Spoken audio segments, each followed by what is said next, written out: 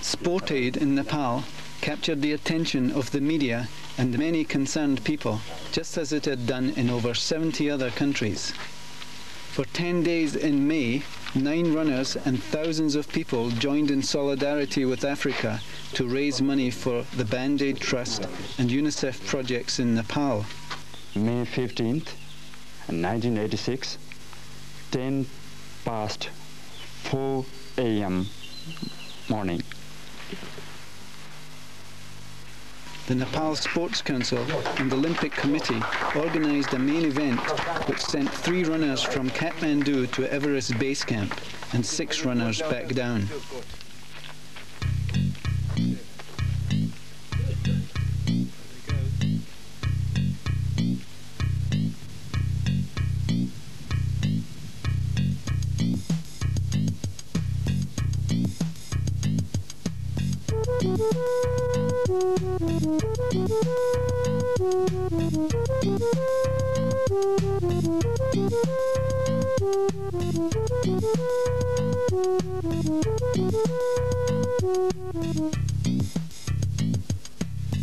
The first 3 runners would attempt to cover the distance of 225 miles in less than 5 days.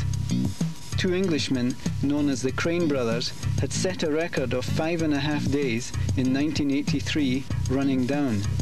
But the uphill route involves ascents amounting to some 37,000 feet.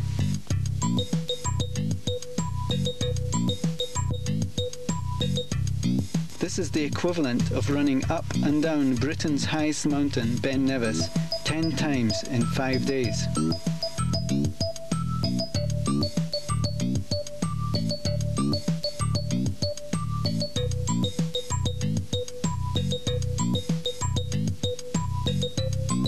Everest Base Camp stands at 18,000 feet, a point 3,000 feet higher than any place in Europe.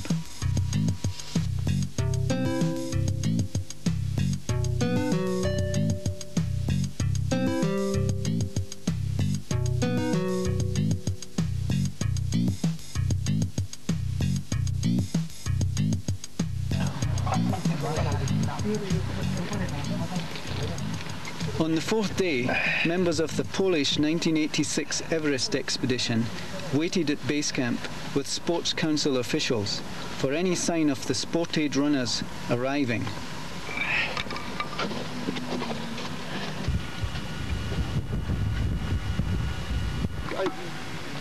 At 6:35 p.m.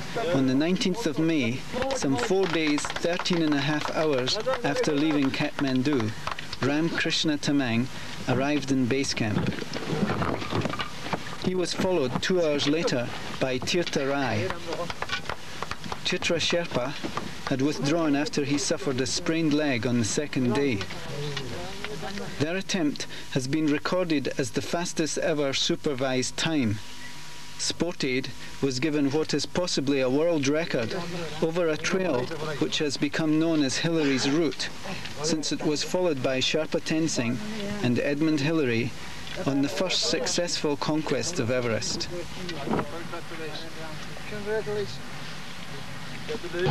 I think it's particularly exciting that Nepal is being involved in a project which is a global one, where energetic activities are being carried out throughout the world.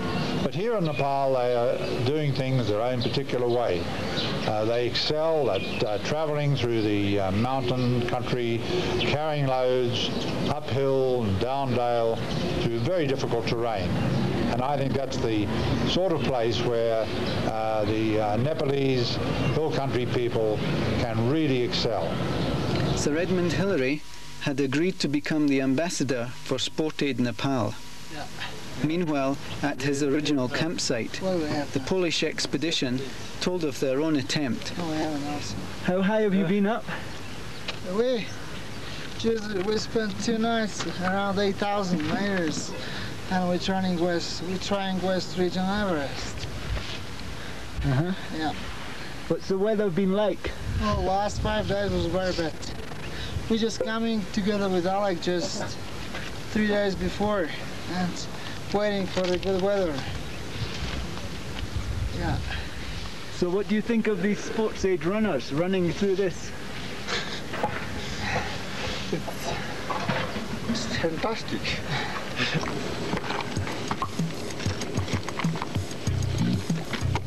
Tirtha Rai and Ram Krishna had taken time off their normal jobs as trekking guides and drawn international attention to a little appreciated form of physical endurance, a walk and a run in Nepal.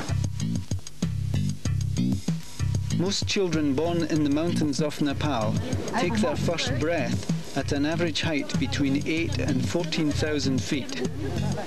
Only the strong survive beyond their 5th birthday.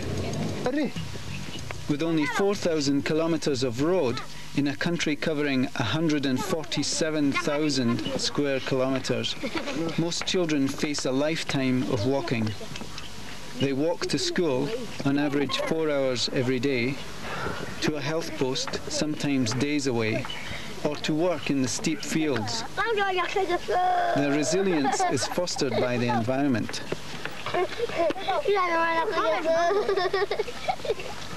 This lifestyle, however, does not inhibit their inventiveness.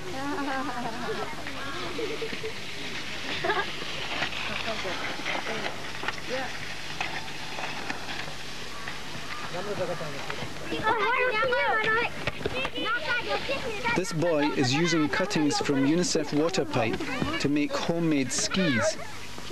His ski slope is the dirt hillside surrounding Nemchi Bazaar.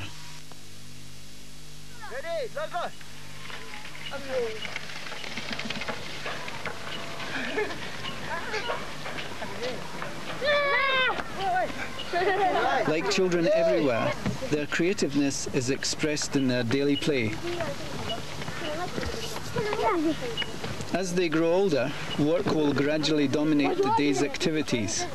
And in Nepal, you can be sure the work is physically hard. Fuel wood collection can take up to 6 hours for a boy or a girl climbing steep slopes, carrying more than 60 kilos on their back. As adults, home improvements could mean carrying the roofing sheets for 13 days from the nearest roadhead.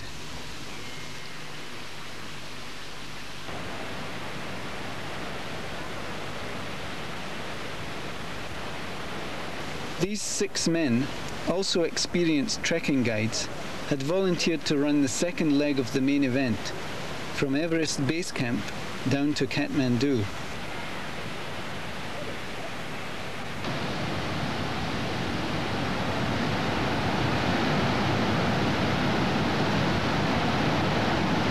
They had flown 2/3 of the way to Lukla and were slowly making their way along the Dud Kosi River towards Everest Base Camp.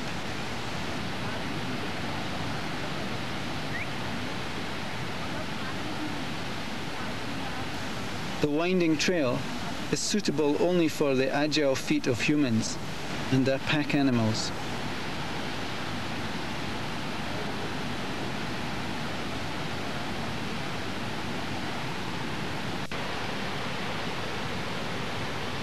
In preparation for their run down, they experimented with the concept of actually running. Free from carrying packs, they easily jogged along the trail.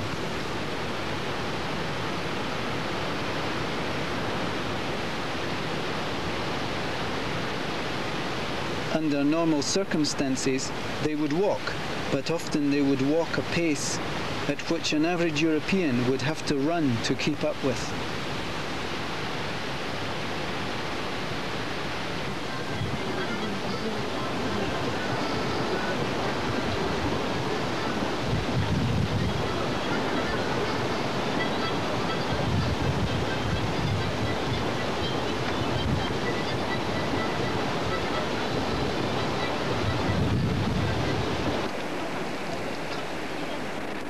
When it was necessary, the downhill team camped out and were catered for by the colleagues they worked with on tourist treks.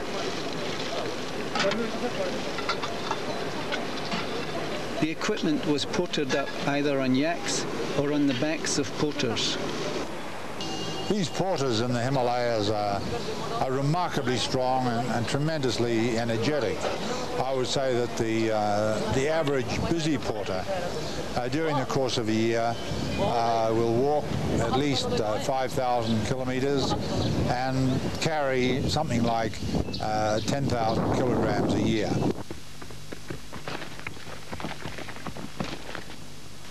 Unlike their normal trips, however, this time the runners themselves were the center of attention.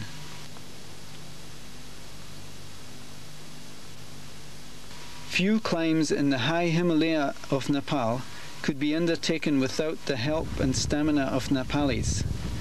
But the glory of success is usually reserved for the variety of international climbers who pilgrimage to Nepal each year to conquer the summits.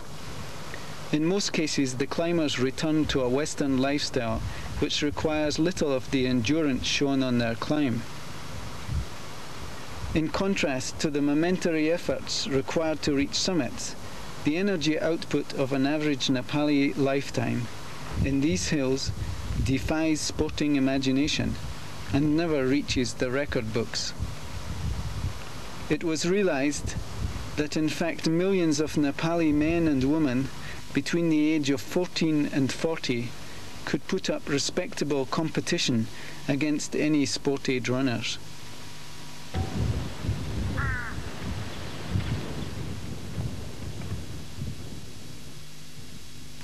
Tangboche is a Buddhist monastery which lies at the heart of Sagarmatha National Park, the highest of the world's nature reserves. Cradled in the lap of the tallest mountains on earth, the park's astounding beauty attracts thousands of visitors each year.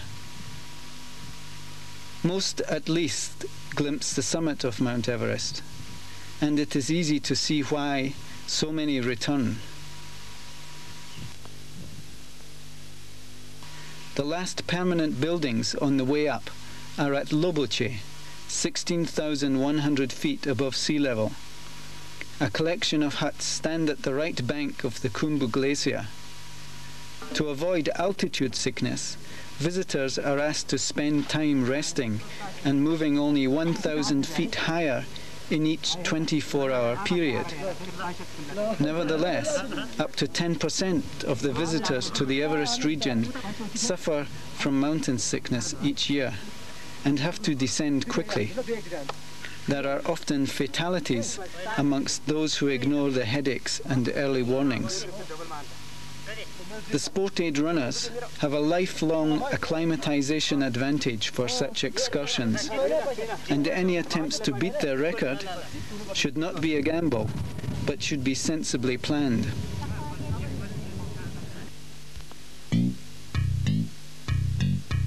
There is no novelty in being fit and strong in Nepal, yet paradoxically, the bulk of the sport aid funds raised here will be utilized in efforts to ease the daily workload of mothers and better protect their children.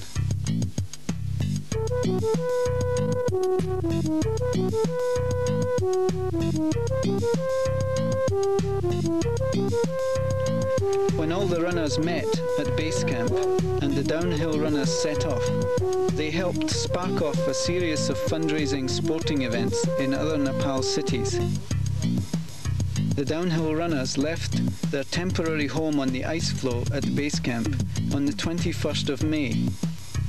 And despite the time-consuming encouragement which they received on the route down, they reached Kathmandu 4 days, 8 hours later. The efforts of these and thousands of other people helped raise $25,000 for sport aid, which for a poor country like Nepal is a tremendous achievement.